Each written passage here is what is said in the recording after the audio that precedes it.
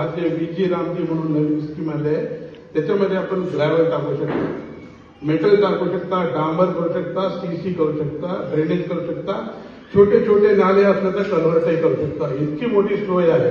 पण काही लोकांना सांगितलं ते बसणं चाललंय, लक्षात बसणं चाललंय. कारण तुम्ही आणा, तुम्ही फंड आणा, तुम्ही जमा करा, तुम्ही आणा, तुम्ही फंड करा. आज स्टेट गव्हर्नमेंटमध्ये पैसे नाही.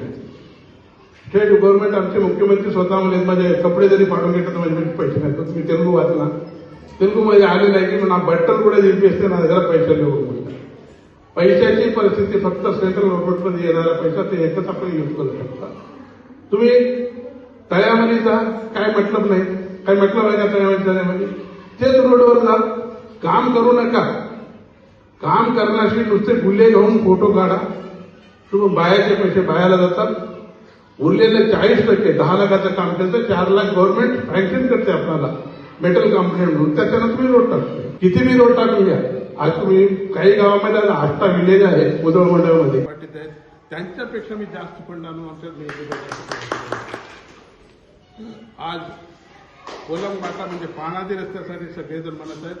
वास्तव आजच्या या काळामध्ये आपल्याला पानादी रस्ते जरूर आहे. का म्हणजे बैलगाड्या नाहीत, बैल जात नाहीत, गाडी जात नाही. आता सगळ्याजवळ स्कूटर झाली, मोटरसायकल झाली, ऑटो झालंय, ट्रॅक्टर झालंय. आणि ते शेताला जाण्यासाठी आपल्याला रस्ता जरुरी आहे. त्याच्यासाठी एकच उपाय आहे. तुम्हाला सगळ्याला विनंती करून सांगतो, जे लेबर काम करतात, तुमच्यापाशी जे लेबर काम करतात, मध्ये काम करतात ना, रोजगार हमी योजनामध्ये जे मध्ये काम करतात, जे तुम्हाला पानादी रोड करायचा आहे त्या पानादी रोडवर जसं तुम्ही आता कुठं काम करायला इजेसचे लोक शिक्षणा पाटील तळ्यामध्ये करायला काय त्याचा अर्थ काय आहे? काय तळ्यामध्ये काम करायले, तिथंही काम करणं आलेत, 2 गुल्हे टाकायले, पैसे वसूल करून घ्यायले, संध्याकाळी त्याला हप्त्याला पैसे द्यायले.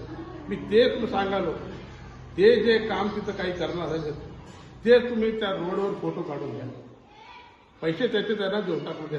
पैसे आपल्याला त्याचे घ्यायचे नाहीत. लेबरचे ज्या रोडवर काम केलेलं आहे त्यानं 10 लाखाचं काम केलं तर 4 लाख मेटल कंपन्या करून 4 लाख आपण सरपंच हाताला राहू द्या, गावातल्या कोणातरी कमिटी BDC तर्फे आपण 4 लाखाचं काम करू शकतो.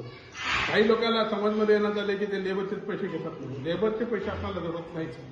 लेबरचं फक्त फोटो पाहिजे आपल्याला. तिथं लेबर त्या रोडवर काम करायला फोटो झाला तर लेबर त्या रोडवर काम करायला म्हणलं तर आपण सरपंच भरते गावातले सगळे लोक पुढे येऊन लेबरचं काम, लेबरचे पैसे लेबरला काम करू आम्ही म्हणणार चाललो. मी तिथं गुल्हे उचलायचं, इथं गुल्हे जातात आणि त्याच्यानं आलेले पैसे 40% जे पैसे आपल्याला येतात ते मोरम टाकून घ्या, रोड चांगलं करून घ्या. याच्याशिवाय दुसरी कोणती स्कीम नाही. तुम्हाला नक्की पैसे याची स्कीम एकच आहे. गाववाल्यांना सगळ्यांना विनंती करतो की कोलमबाटामध्ये लेबर कंपोनेंट टाकून तुम्ही मोहरम टाकून घेऊन घ्या, मेटल टाकून घेऊन घ्या, काही करा, डांबर करून घ्या. पण मेटल कंपोनेंटमध्ये तुम्हाला सँक्शन होते तुम्ही करून घ्या.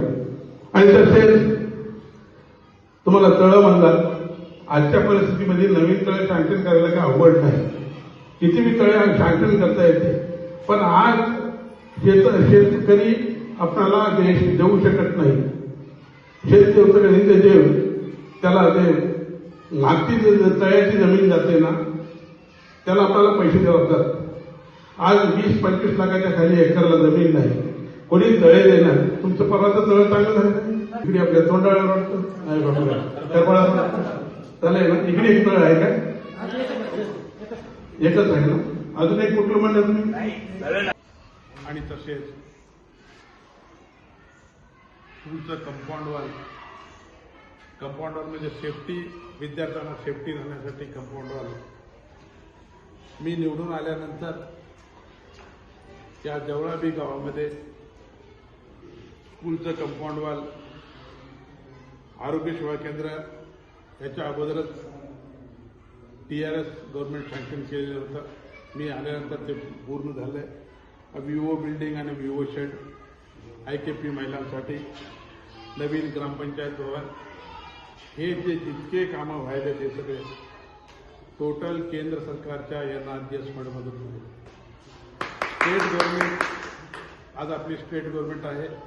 तुम्ही लोक थोडं तेलुगू कमी वाचता. वास्तवमध्ये आज स्टेट गव्हर्नमेंटची परिस्थिती बेकार आहे. स्टेट गव्हर्नमेंटमध्ये फंड्स नाही आणि काही राजकीय नाही का आम्ही आणल्या, ते आणल्या, रोड आणल्या, कॅनल आणल्या, ड्रेनेज आणल्या म्हणते ते सगळं सेंट्रल गव्हर्नमेंटचं फंड आहे.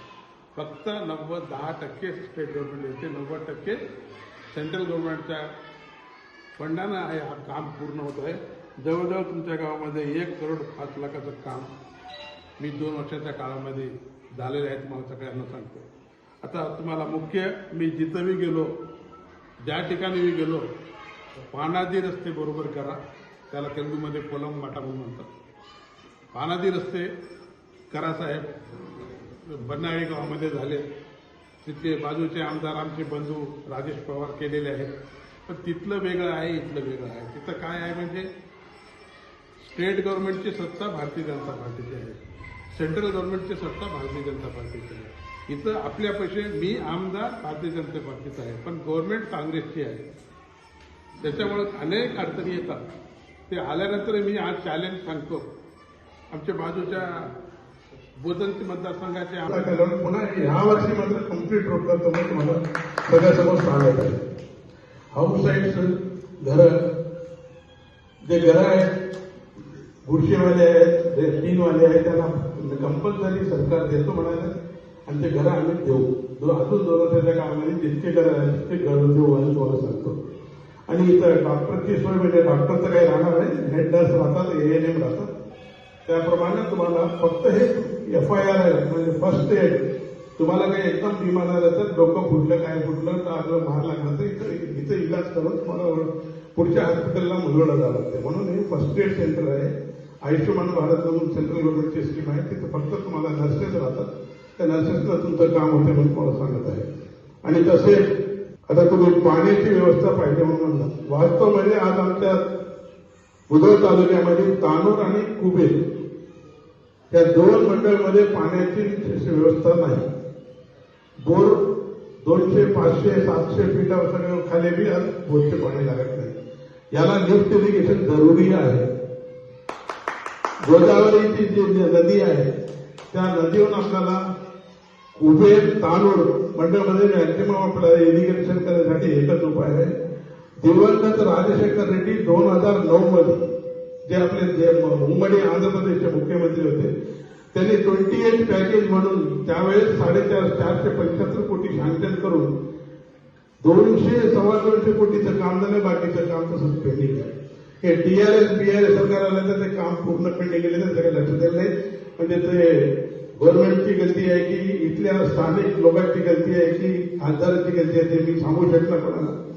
पण मी तुम्ही टीव्हीमध्ये ऐका सर, माझ्या तालुक्यामध्ये तानूर आणि कुबेर मंडळ इरिगेशन नाही. ते 28 पॅकेजला 700 कोटी रुपये लागायले. ते 700 कोटी मला द्या म्हणून प्रत्येक असेंब्लीच्या सेशनमध्ये मी हे प्रश्न उठवून आलो आणि मुख्यमंत्री परवाच ते मेजरमेंट करायला होऊन आणि सँक्शन देतो म्हणले. तुम्हाला माहित आहे आज सरस्वती माता टेम्पल आहे, 354 कोटी रुपये आज आपण मी सँक्शन करायला होतो. किती वेळेस असेंब्लीमध्ये बोललो.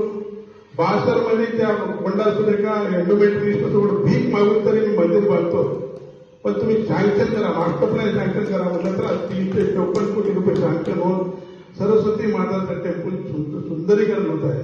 आज एकच डोनर ते दाता 31 कोटी रुपये देऊन त्या मंदिराचं पुनर्विकसित करत आहे. आज काम चालू आहे. 350 कोटी त्या मंदिराला दिलं. 700 कोटी हे 28 पॅकेज 28 नंबरचं जे पॅकेज आहे जे जर गोदावरीवरून जे लिफ्ट इरिगेशन आले, काही ठिकाणी कॅनल झालेले आहेत तुमच्याकडे, काही लोक बुधुने टाकून दिले, तिकडे ठोकळलं. ते कॅनल जर आलं तर तुम्हाला नक्कीच तानूर मंडळ आणि कुबेर मंडळ शस्यशामन होते आणि ते मी त्याच्यासाठी प्रयत्न करत आहे. शक्य तितकं म्हणजे सरकार नाही, मी भाजपचा आमदार आहे, सरकार काँग्रेसची आहे, तरी मी कोशिश करून 100% हे 28 पॅकेज आणायची कोशिश करतो. मी तुम्हाला सगळ्यांना सांगत आहे.